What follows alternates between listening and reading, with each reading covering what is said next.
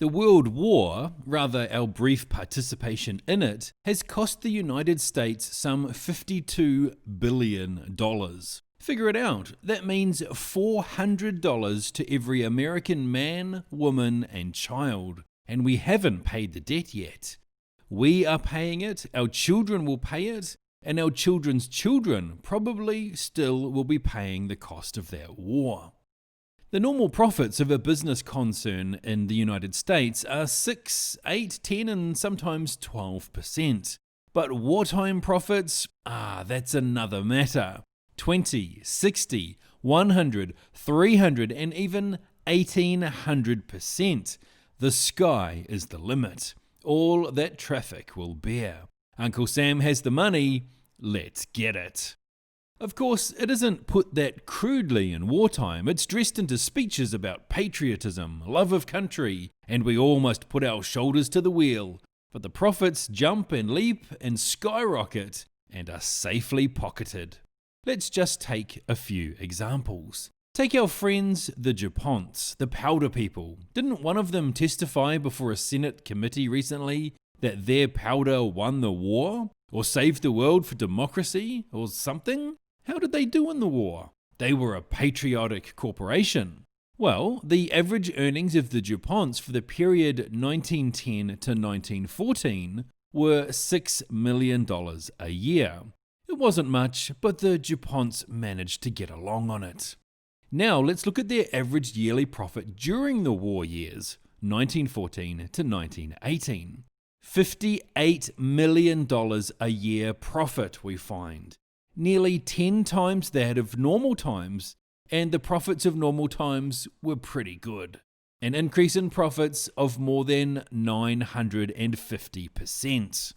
Take one of our little steel companies that patriotically shunted aside the making of rails and girders and bridges to manufacture war materials.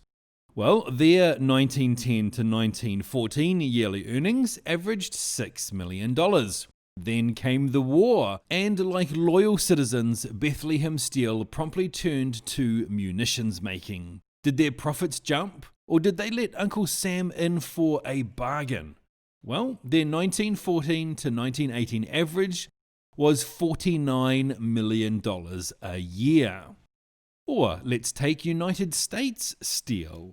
The normal earnings during the 5-year period prior to the war were $105 million a year. Not bad. Then along came the war and up went the profits. The average yearly profit for the period 1914 to 1918 was $240 million. Not bad. There you have some of the steel and powder earnings. Let's look at something else, a little copper perhaps. That always does well in war times. Anaconda, for instance, average yearly earnings during the pre-war years 1910 to 1914 of $10 million.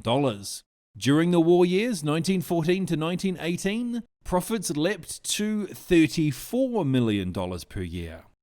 Or Utah Copper, average of $5 million per year during the 1910 to 1914 period, jumped to an average of $21 million in yearly profits for the war period.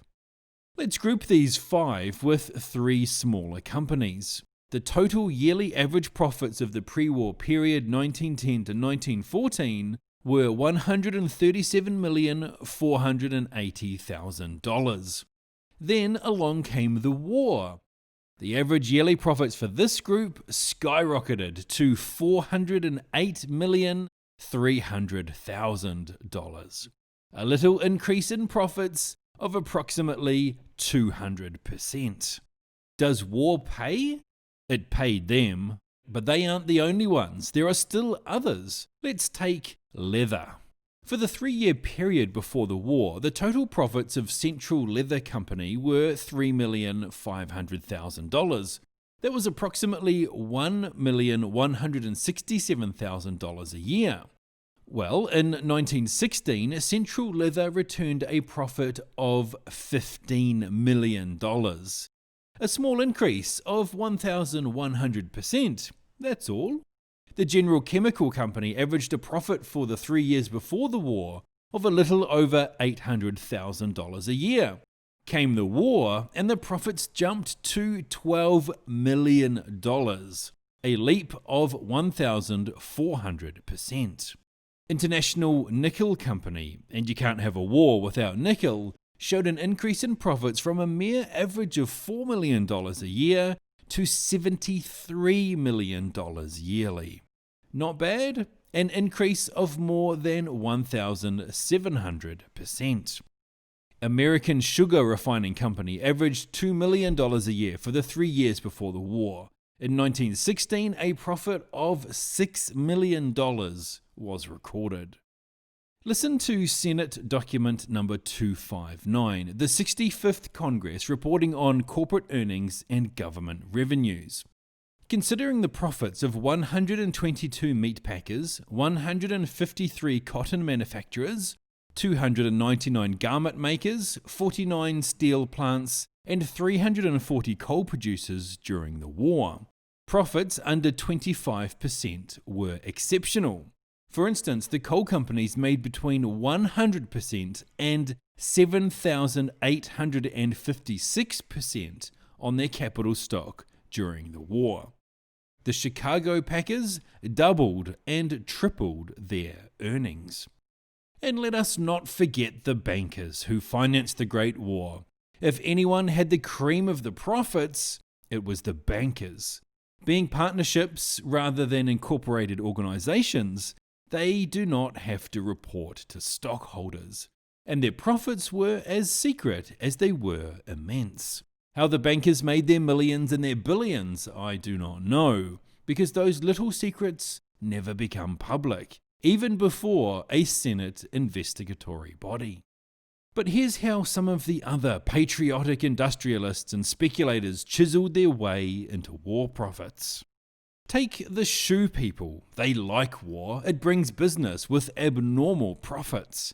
They make huge profits on sales abroad to our allies. Perhaps, like the munitions manufacturers and armament makers, they also sold to the enemy. For a dollar is a dollar, whether it comes from Germany or from France. But they did well by Uncle Sam too. For instance, they sold Uncle Sam 35 million pairs of hobnailed service shoes.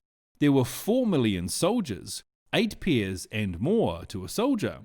My regiment during the war had only 1 pair to a soldier. Some of these shoes are probably still in existence. They were good shoes. But when the war was over, Uncle Sam has a matter of 25 million pairs left over, bought and paid for, profits recorded and pocketed. There was still lots of leather left, so the leather people sold your Uncle Sam hundreds of thousands of McClellan saddles for the cavalry, but there wasn't any American cavalry overseas. Somebody had to get rid of this leather, however. Somebody had to make a profit in it. So we had a lot of McClellan saddles, and we probably have those yet. Also, somebody had a lot of mosquito netting. They sold your Uncle Sam 20 million mosquito nets for the use of the soldiers overseas.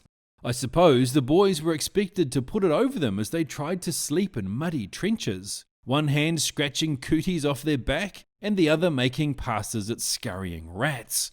Well, not one of these mosquito nets ever got to France. Anyhow, these thoughtful manufacturers wanted to make sure that no soldier would be without his mosquito net, so 40 million additional yards of mosquito netting were sold to Uncle Sam. There were pretty good profits in mosquito netting in those days, even if there were no mosquitoes in France. I suppose if the war had lasted just a little longer, the enterprising mosquito netting manufacturers would have sold your Uncle Sam a couple of consignments of mosquitoes to plant in France so that more mosquito netting would be in order. Airplane and engine manufacturers felt they too should get their just profits out of this war. Why not? Everyone else was getting theirs. So $1 billion, count them if you live long enough, was spent by Uncle Sam in building airplane engines that never left the ground. Not one plane or motor out of the $1 billion worth ordered ever got into battle in France. Just the same, the manufacturers made their little profits of 30, 100, or perhaps 300%. Undershirts for soldiers cost 14 cents to make, and Uncle Sam paid 30 to 40 cents for each of them. A nice little profit for the undershirt manufacturer. And the stocking manufacturer, and the uniform manufacturers, and the cap manufacturers, and the steel helmet manufacturers all got theirs. Why, when the war was over, some 4 million sets of equipment, knapsacks and all the things that go to fill them, crammed warehouses on this side. Now they're being scrapped because the regulations have changed the contents. But the manufacturers collected their wartime profits on them, and they will do it all over again next time. There were lots of brilliant ideas for profit making during the war. One very versatile patriot sold Uncle Sam 12 dozen 48-inch wrenches. Oh, they were very nice wrenches. The only trouble was that there was only one nut ever made that was large enough for these wrenches. That is the one that holds the turbines at Niagara Falls. Well, after Uncle Sam had brought them and the manufacturer had pocketed the profit, the wrenches were put on freight cars and shunted all around the United States in an effort to find a use for them. When the armistice was signed, it was indeed a sad blow to the wrench manufacturer. He was just about to make some nuts to fit the wrenches. Then he planned to sell these too to your Uncle Sam. Still another had the brilliant idea that colonels shouldn't ride in automobiles, nor should they even ride on horseback. One has probably seen a picture of Andy Jackson riding in a buckboard. Well, some 6,000 buckboards were sold to Uncle Sam for the use of colonels. Not one of them was used, but the buckboard manufacturer got his war profit. The shipbuilders felt that they should come in on some of it too. They built a lot of ships that made a lot of profit, more than $3 billion worth. Some of the ships were all right, but $635 million worth of them were made of wood and wouldn't float. The seams opened up and they sank. We paid for them though, and somebody pocketed the profits. It has been estimated by statisticians and economists and researchers that the war cost your Uncle Sam $52 billion. Of this sum, $39 billion was expended in the actual war itself. This expenditure yielded $16 billion in profits. That is how the 21,000 billionaires and millionaires got that way. This $16 billion in profits is not to be sneezed at. It is quite a tidy sum, and it went to a very few. The Nye Senate Committee probe of the munitions industry and its wartime profits, despite its sensational disclosures, hardly has scratched the surface. Even so, it has had some effect. The State Department has been studying for some time methods of keeping out of war.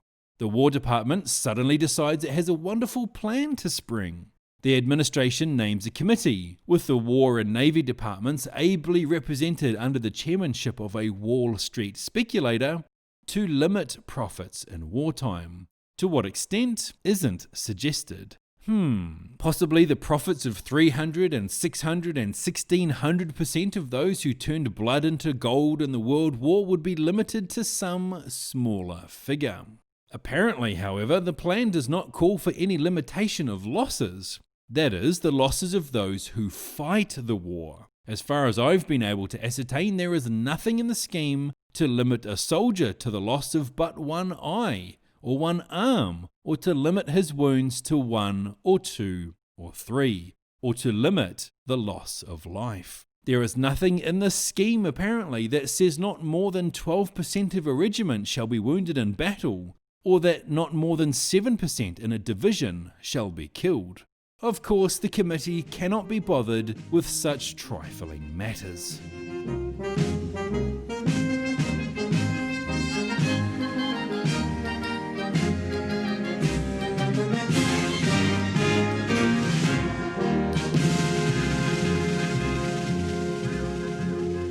you.